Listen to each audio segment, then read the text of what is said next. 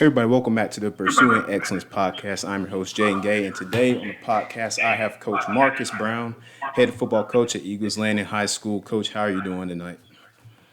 I'm doing well, sir, man. I appreciate you having me on. Yes, sir. Yes, sir. So, Coach, before we get started, tell us a little about yourself, Coach. How did you talk about how you got into football, coaching it, and how you ended up being a head coach at Eagles Landing, where you are now? Well, sure. I mean, as cliche as it sounds, man, I've always wanted to be a football coach. What capacity, it kind of varied. Even since I was a kid, man, I always played ball.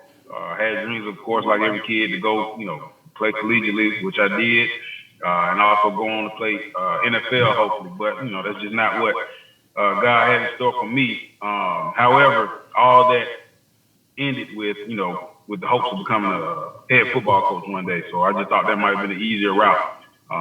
But lucky for me, that's not what he had planned for me. So haven't actually been coaching for long. For this to be my first head coaching job, this is only my 5th year actually coaching. So I've been blessed to kind of be around some good people to put me in some good situations to ultimately be where I am right now as head football coach. As far as Marcus Brown, man, I'm pretty simple, man. I love God, I love being a dad, and I love coaching football. And as long as those 3 things are good, man, I'm good. Yes, sir. Absolutely. So, Coach, talk about how you obviously this year, you're coming in. This is your first year, right, at Eagles Landing? Yes, sir. Okay, yes, sir. so talk about how just being in a new environment, a new system. Talk about how that affected you and being a foot, because being a football coach is it can be difficult, especially when you're coming in with a new team and new school, new players, and just overall being the head over that. So talk about the challenges that came with that. Well, man, I'm blessed, and to be in the situation I'm in. I have a wonderful administration. Dr. Jones, our principal, is wonderful. I may be biased when I say it, but I mean every meeting when I do. She's the best principal in Henry County, probably in the state of Georgia. My athletic director, Coach Matt, make sure I'm well taken care of. Anything that I need, they make it clear that whatever I need to be successful, if it's within their grasp, they'll get it done. And if it's not in their grasp, they'll find a way to get it done. So it always starts with the people that's around you. I've been really, really fortunate to have some great assistant coaches, some great men, aside from just being coaches, to kind of to help support me in every way that I can. And then the kids that I'm blessed to be able to coach, I've had some great kids. Things didn't necessarily go exactly how we want it, on paper. Right. We're definitely heading in the right direction. I'm excited about next year, and I'm excited about the direction that the program is headed. And the future's bright at the land. Yes, sir. So obviously, coaches, 2020 was a year to forget for everybody. We all know, obviously, COVID and many more things, but the overall big elephant in the room was the coronavirus. And so talk about how that affected you, in your professional field, and also just personally as well, as, it affected all of us tremendously in many ways. Talk about that. Definitely.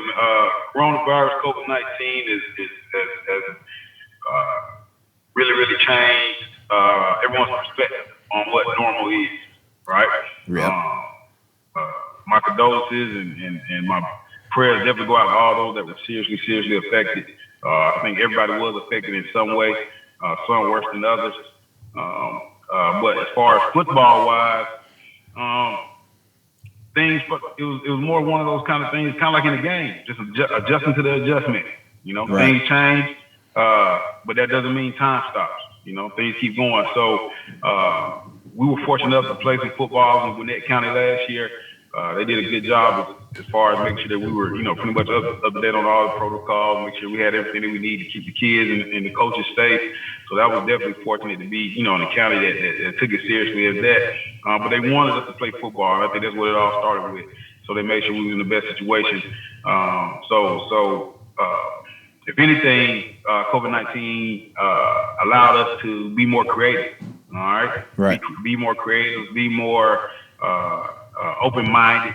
Always thinking giving us the ability to think outside the box because, with everything that's going on, everybody had those same situations, those same circumstances that they had to deal with, but, games were still being played on Friday night. And when it comes down to it, they just want to see if you win or loss. So, like I said, if I had to, pinpoint one specific thing, it just created us. It forced us out of our element and allowed us to be more creative. It's gonna make us better in the long run, I think. Right. Yeah, and you touched on it. I mean, just being able to adjust, and on the fly, and just go with what you have, and just keep getting better. And obviously, being a player, it hit right around spring of my junior year. So going into my senior year, it was hard. Obviously everybody's online, right? Making that transition from in person to online, and having to do school that way. And then we didn't even know if we were going to have, we didn't even know if we were going to have a season, right, this year. Right. And luckily we did. So I just thank God that we did have a season. And it did, and I will say, it also hurt some of these guys. As far as in recruiting, it that really just all around the football world, it kind of screwed some stuff up, So hopefully things will continue to get better and improve as we move out along. So Coach, talk about now you guys finished the year at 3-7, correct? I believe I'm correct with that. So talk about what contributed to that. Things that you guys probably struggled with, and what you did well, you think, throughout the year, and what could be improved on from your squad moving forward? Well, like I said, it definitely didn't go how we foresaw it. Right. I believe a play here or there, that record might be flipped around, man. And we actually lost 4 games by a total of 9 points. Wow. So it was really, really tough. But one thing that I wanted to do is make sure that the kids play hard. And one of our monikers is the swing first, and that means you'll see me post a lot of social media and stuff like that. It means don't wait. Don't check the temperature of anything.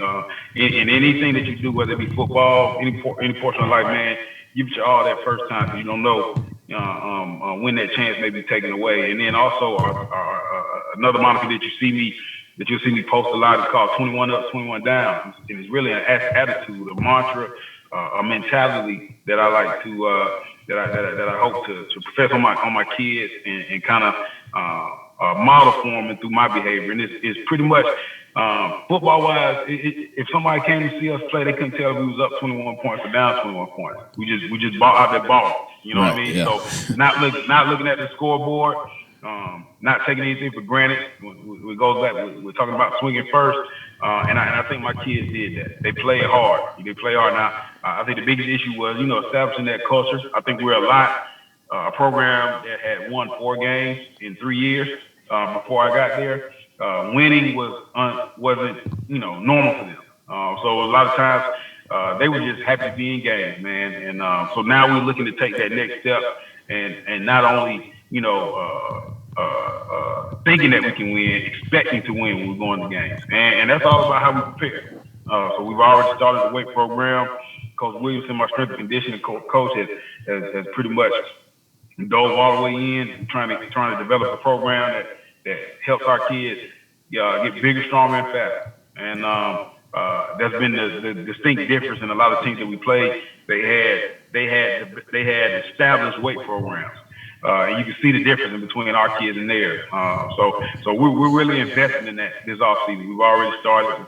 Kids probably took about a week off, and we were right back in the weight room. So we're excited. We're excited about what the future holds. And like I said, we just putting our head down and working, and then let the chips fall where they may in the fall. Yes, sir. You touched on it. Preparation is key. That is key, and it's year round. Football is a year round sport. I know this. Being a former player, it's year round. It starts in summer workouts. Then you move on into obviously the season, practice almost every day, every week. film sessions. It's a grind, and then in the off season, lifting, you get back, like you said, take a little time off, and then you're starting right back, getting in the weight room. And the weight room is critical and important to a team success. I feel like, and it's the more guys that you get in the weight room, develop them, get them stronger, faster, better. It's key, very very key. So I like what you said there about that. But Coach, talk about who are some players for you that you say have stood out this year, your first year coaching there, and that you and the rest of your staff are looking forward to having throughout the next couple of seasons. Yeah, so we're in like a kind of quirky situation right now. We're losing a lot as far as senior wise. Okay. I have 20 plus seniors. However, we had probably the equivalent of that or equal to that as far as underclassmen. So we're losing a lot, but we're still keeping a good core of the guys we got. One of which that we are missing is Amari Jackson. He's actually committed to Boston College right now, has several Power 5 offers. He's actually going to sign to wherever school that he ends up going to in about a week or so. So we're really excited about that. Hate to lose him, man. I call him the meta human, man, because he can pretty much do anything that he wants to do on the football field. So definitely going to miss him. A couple other kids that we're going to miss on that senior class. J.C. Pendleton had a big year receiving this year. Had over 1,000 yards, over 10 touchdowns. Ended up got first team all region honors and probably going to be getting into some heavy considerations for all state as well. Another senior, Terrence Hill Jr. and Tamari Matthew, two big time linebackers, both had over 100 plus tackles on the year. Both of them made all region as well.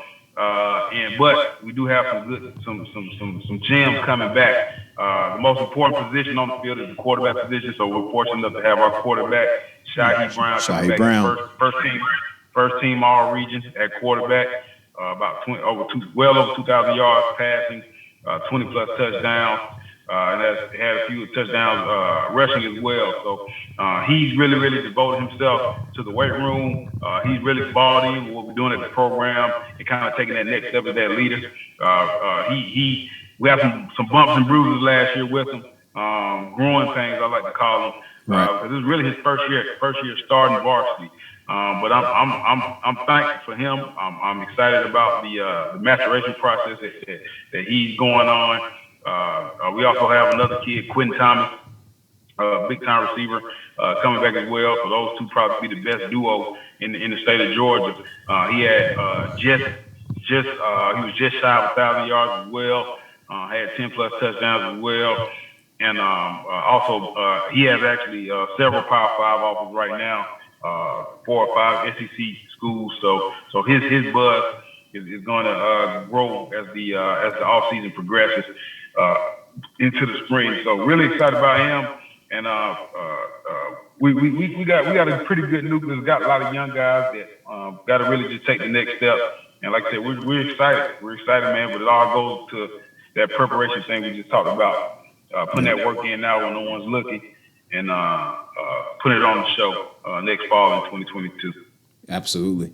So, Coach, talk about you mentioned, obviously that your team, you guys, this year more, you just fight every game. That's what you want to bring, establish this culture as a team that no matter what, we're just going to keep battling. Right. So, talk about your philosophies as far as your program in all three phases of the game. What do you guys want to establish offensively, defensively, special teams wise? Because everybody is different with that. So just talk about your specific philosophy as far as those three phases of the game are incorporated. Well, football wise, man, I'm a simple guy, man, and I like being exact and direct, man. So offensively, defensively, and on special teams, schematically, we're doing whatever it takes to win the game. It's just point blank period, man. So whatever we can do to exploit what the other team does, or whatever we can do can take advantage of what the other team does to benefit us, we're gonna do it. We on offense, we run multiple sets, pretty much based on getting the balls in the hands of those playmakers. We're fortunate enough to have a guy that can really throw the ball at quarterback, so he allows us to spread things out a little bit more and be more effective, but at the same time, make sure that we're consistent and balanced with throwing in that run game. And then defensively, man, I want some guys that can run and hit. I want to put them in the best position to be successful. Find out what they do really, really well, and then shape the defense around that. And special teams, we want to be able to execute, which is really what we're going to do in all three phases of the game, but especially special teams, because that's really something in high school, man. That's where games are really won and lost, man.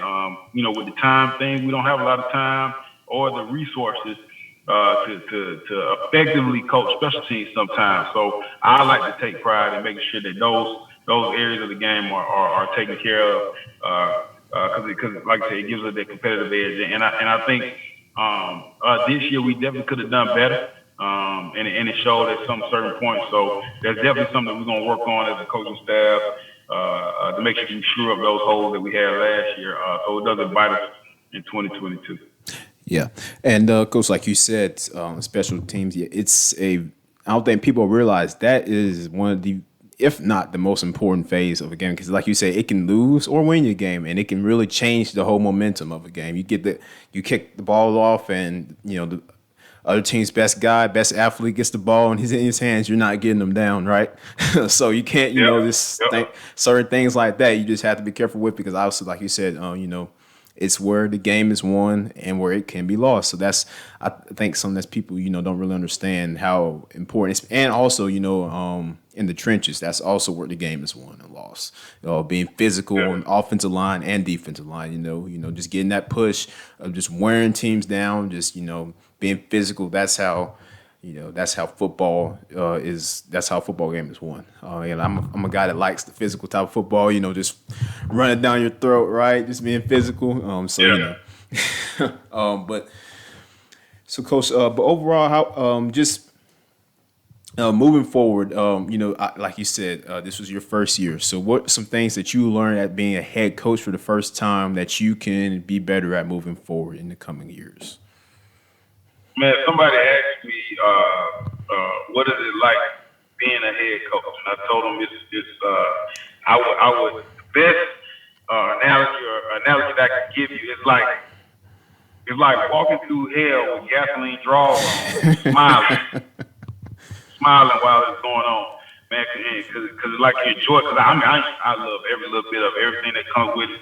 The ups, the downs, the good, the bad, the long days, the disappointments, the good times. I love all of it, man. So for some, it's not for everybody. It's not for the faint of heart. I would tell you that for sure. A couple things that I've learned as a head coach, man, is really important to seriously take into account the people that you keep around you, whether it's assistant coaches, whether it's support staff. Like I said, I spoke about administration early on. I could not have done the small victories, or what I would call them not small victories, that we had this year without the people that we had around us. I wouldn't be in the position that I am now, feeling so comfortable with what the future looks like for us if I didn't have good people around me. So I want to kind of pour into them and to try to get the best out of them by being the best I can be, and really take that into account in everything that I'm doing. So that's probably the biggest thing that I learned. You're only as good as the people that's around you. You can be the best coach in the world, man, but you can't do it all by yourself. You shouldn't want to do it all by yourself. And that's definitely something that I'm going to take serious look at this off season to make sure I continue to pour into those people that are around me, so I can get the best out of them and give them the best of me in return.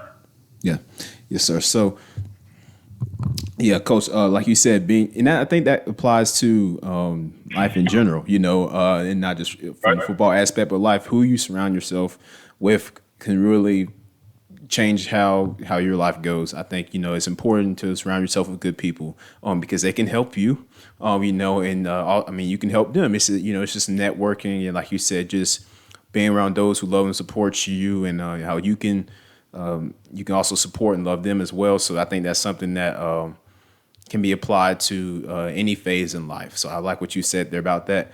But Coach, I appreciate your time tonight joining me on the podcast. It was great talking to you, and I want to wish you guys good luck next season at Eagles Landing High School. I know you guys are going to continue to fight battle every weekend, week out, so good luck with that to you guys next year.